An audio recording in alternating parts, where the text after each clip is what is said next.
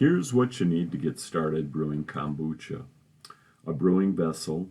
I use a 2-gallon glass crock with a lid that doesn't seal, a pot for brewing tea, a strainer for straining the tea, a dual-purpose pail for pouring the tea into and to elevate the crock on during the bottling process, about 4 feet of clear plastic tubing used to siphon the kombucha into bottles, assorted measuring cups for measuring and dissolving sugar sources, glass bottles of sufficient volume with good sealing caps for carbonating and storing the kombucha.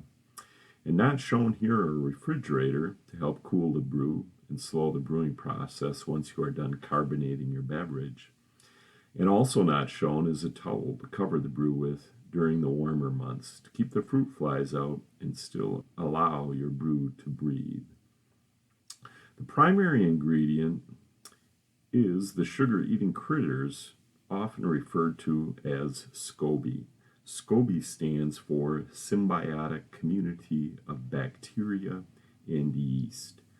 The scoby will eventually create the mother, which is a floating scum layer composed of sugar-eating creatures. She likes to hang out on top of the vessel because that's where she can get the most oxygen, which is needed to keep her brewing. Note that on the surface, she may not be the most beautiful of creatures, but after tasting her concoction, I believe she will grow on you, and you will come to love her as much as I do. With each new batch of brew, a new layer forms on the top of the old mother.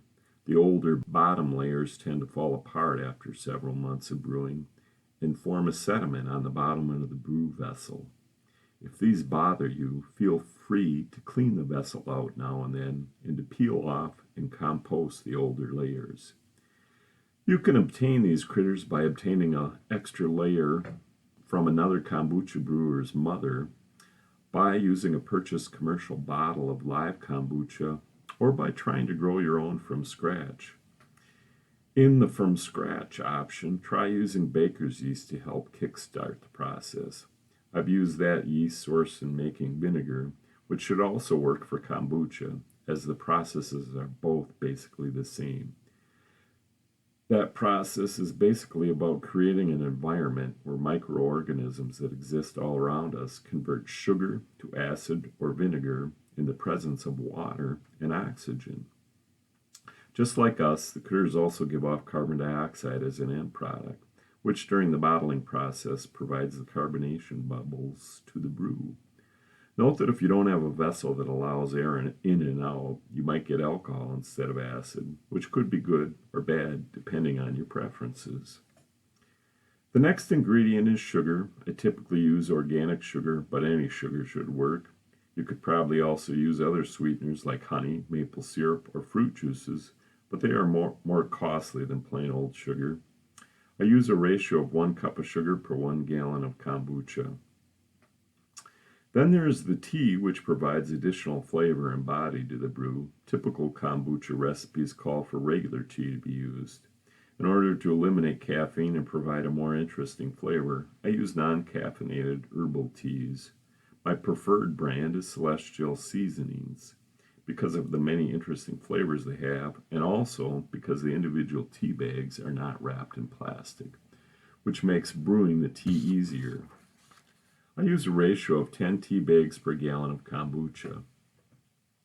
Once the kombucha is fermented for a week or so, I add additional sweeteners to the tea for a sweeter flavor and to provide for carbonation during the bottling process.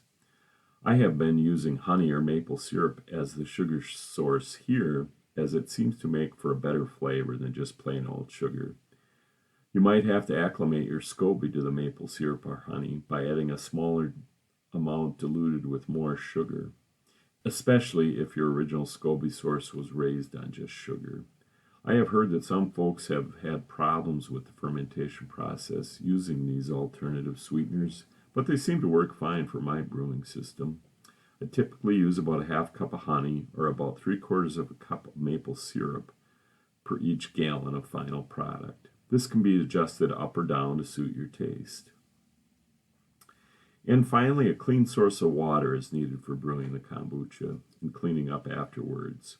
Some folks claim you should only use dechlorinated water, but I have always used my chlorinated tap water, and it seems to work just fine for me. Once you get everything together, the next step is to brew the tea. For my 2-gallon batches, I combine 2 cups of sugar in 20 tea bags in a pot, and then add about a quart of water to the pot to make sure the tea bags and sugar are covered in water. Then the pot is placed on the stove and brought to a boil.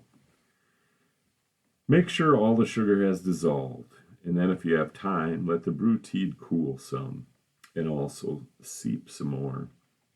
The temperature can also be reduced by diluting the concentrated tea with cold water or ice cubes if you are in a hurry.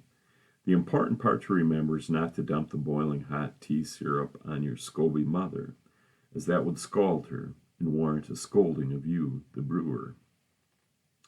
Pour the concentrated, somewhat cooled tea through the strainer into a gallon or so bucket. Rinse out the tea brewing pot with cold water and add that to the bucket. Rinse the tea bags under cold water into the bucket and then squeeze out the tea bags several times to get as much of the tea flavor as possible. If you can, compost the used tea bags. The now cooled and diluted tea and sugar solution is then added to the brew vessel with the waiting mother. More cool water is added to the brew vessel to bring the water level closer to the final 2-gallon volume. Leave some headspace at the top of the brewing vessel to leave room to add the secondary sweetener prior to bottling the brew, which I will talk more about soon. Note that in this photo, I added a bit too much dilution water. As I mentioned earlier, during the warmer months, put a towel over the vessel to keep the fruit flies out. Use a rubber band or tie a string around the towel as needed to provide a better seal. I put a glass cover over the towel and then let the mixture sit for about a week. Best way to tell when your brew is ready for the bottling process is to taste and smell it. The mixture will go from a very sweet taste to a sour taste, and you will also be able to smell a vinegar odor coming off the vat. I also tend to just bottle my currently brewing batch when my last batch's bottles are close to empty. The length of brew time is also affected by temperature, with warmer temps resulting in faster brew times and colder temps, slower times. I like to use honey or maple syrup for secondary fermentation in the bottle. If you use honey, make sure to dilute the honey with some water or some kombucha to help it dissolve better. You might have to heat the mixture up in the microwave for a few minutes as well, but make sure you let the mixture cool again before dumping it on your mother. Once the syrup is cooled, stir, and then add the mixture to the brew vessel. I usually rinse out the measuring cup with some water to reclaim any syrup that sticks to the sides and add that to the pot as well. Then stir the contents well to mix up the sweetener throughout the brew pot. Now it's time to siphon the contents into bottles. I set the brew up on a pail so that the bottom of my brew pot is higher than the top of the bottles. Placing the bottles in the sink helps with this and also makes cleanup of any spillage easier. To start the siphon, place one end of the siphon tube into the bottom of the brew pot, and then lower the other end of the tube below the bottom of the brew pot, and give a suck on the end of the tube, and then transfer the tube into the waiting bottle top. If all goes well, you should see a steady stream of kombucha flowing from the brew tube and into the now filling bottle. If this doesn't happen, try again. Leave some airspace in the brew bottles, and then cap and seal the bottles to hold pressure, and rinse off and dry the bottles. And place them someplace where you can monitor them for the next few days.